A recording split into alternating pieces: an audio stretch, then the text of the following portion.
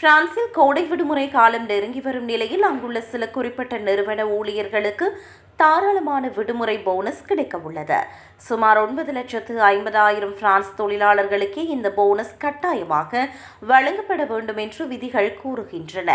ஊழியர்கள் இதற்கு விண்ணப்பிக்க தேவையில்லை எனவும் நிறுவனங்களே இதனை நேரடியாக வழங்க வேண்டும் எனவும் அறிவிக்கப்பட்டுள்ளது. இந்த போனஸ் சலுகை அனைத்து ஊழியர்களுக்கும் பொருந்தாது. முக்கியமாக டிஜிட்டல் தொழில்நுட்பம், பொறியியல், ஆலோசனை வழங்குதல் மற்றும் நிகழ்வு மேலாண்மை ஆகிய துறைகளில் உள்ளவர்களுக்கே இது கிடைக்கும். இந்த துறைகளை சேர்ந்த சுமார் 3,000 நிறுவனங்கள் சின்டெக் என்ற ஒரு கூட்டு ஒப்பந்தத்தை பின்பற்றுவதால் அங்குள்ள ஊழியர்களுக்கு அவர்களின் புதிய விடுப்பு தொகையில் 10% போனஸாக வழங்க உத்தரவிடப்பட்டுள்ளது. வழக்கமாக இந்த விடுமுறை போனஸ் ஜூலை மாதத்தில் வழங்கப்படும்.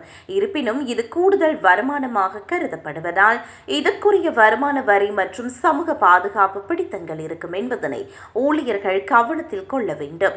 அதே நேரம் ஏற்கனவே நிறுவனங்களால் ஆண்டு முழுவதும் வழங்கப்படும் இதர ஊக்கத்தொகைகளும் இந்த 10% போனஸ் கணக்கிற்குள் வர வாய்ப்புள்ளது.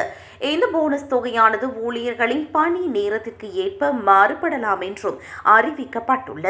கூடுதலாக இந்த விடுமுறை போனஸ் சலுகையானது முழு நேர ஊழியர்களுக்கு மட்டுமின்றி குறிப்பிட்ட கால ஒப்பந்தத்தில் பணிபுரிபவர்களுக்கும் அந்த ஆண்டில் புதிதாக பணியில் சேர்ந்தவர்களுக்கும் அவர்கள் உழைத்த காலத்திற்கு ஏற்ப கணக்கிடப்பட்டு வழங்கப்படும் என்பது குறிப்பிடத்தக்கது.